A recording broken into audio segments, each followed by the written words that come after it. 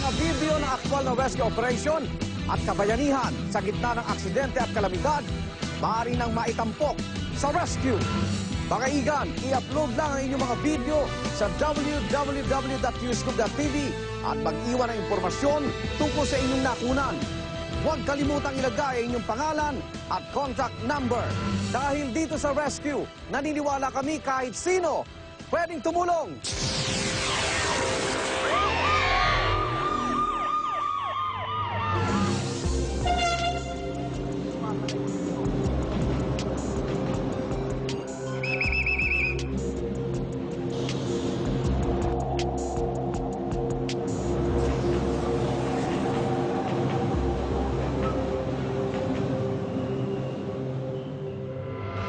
Nasa hukay daw ang isang paa ng isang inang nagsisilang ng kanyang sanggol.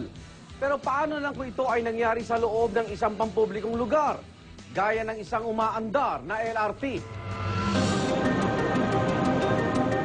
We received a call from our control officers in coordination with our LRT guards, informing us that a pregnant woman is about to deliver from Baclaran Station. Kasi po, yung punta namin sa pamilya, doon na po kasi ang aking panganganak eh. Pagdaba na sa Baclaran, nagsisinakot na po siya. Tapos, sabi ko sa mister ko, Jun, parang manganganak na yata ako. Mga oras na yun, nakikilaban din talaga ako. Kasi sa ganong sitwasyon at ganong lugar, mayroon pa talagang mga anak ang isang babae kasi wala pong doktor. Pagsakay ko, dire-diretso ng niya, sakit. Sabi ko sa mister ko, ubar na yung aking shirt. Tapos nagtuloy-tuloy na nga po. Nanalangin din po ako sa Panginoon na tulungan na lang kami. Tapos yun, marami na nagsilap sa amin. Tinulungan na po kami mag-ano sa akin. Pinahiga nila ako, nagdire-diretso na po sa kanang ko. May ako sa asawa ko ng tulong na itulak ng antyan ko.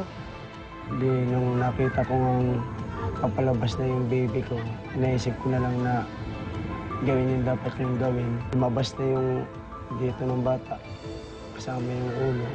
Hindi ko sinabi sa kanya na delikado. Ang ko lang na lumakas talaga yung loob niya. Talagang dapat may labas. Sige po. Masaya ako dahil nakita ko yung anak ko na sa pagkakalam ko talaga ligtas siya.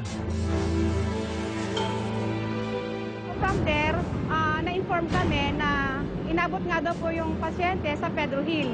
Upon arriving at the scene, wala na po yung baby. Allegedly, baby out na siya, nasa tren pa lang po. And meron daw po tumulong ng mga concerned passengers din. Yung mother na lang po nadatnan namin dahil yung bata tinakbo na po sa PGH. So yung mother, tingnan po namin yung status niya, kung okay naman po. So since parang okay naman, nilagay po namin siya sa stretcher, yung mga CS officers namin, yung mga guards namin. May nakita kasi ako, nakaunan po kasi siya ng bagpack po yun. So, ang ginawa ko po, nilagay ko po sa may lower extremities niya. So, parang i-elevate po natin yung kanyang paa.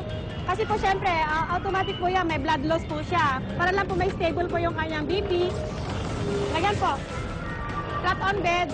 And then, okay naman po, ready for transport na po siya sa nearest hospital, which is PGH.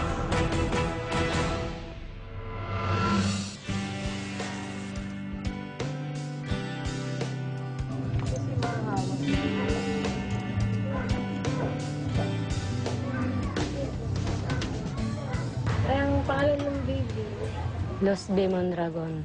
May matanda po sa amin tumulong doon eh. Pagkalam ko, dalawang babaeng medyo may bata-bata pa. Tapos dalawang matanda rin. Sa sa tiyan. Kaya kung sino man po yun sa LRT, maraming pong salamat sa kanilang lahat ang ginawa nila sa amin.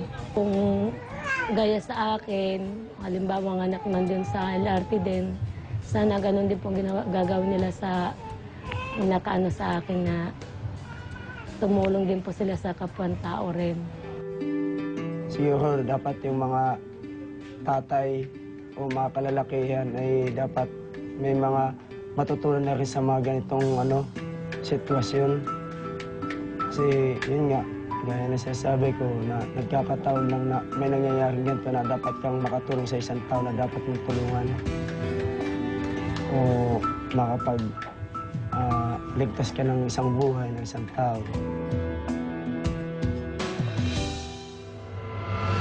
Relax, relax. Ate, find the instrument! Kung hindi naagapan yung baby mo na, may possibility na si baby ay mamatay dahil masuffocate siya doon,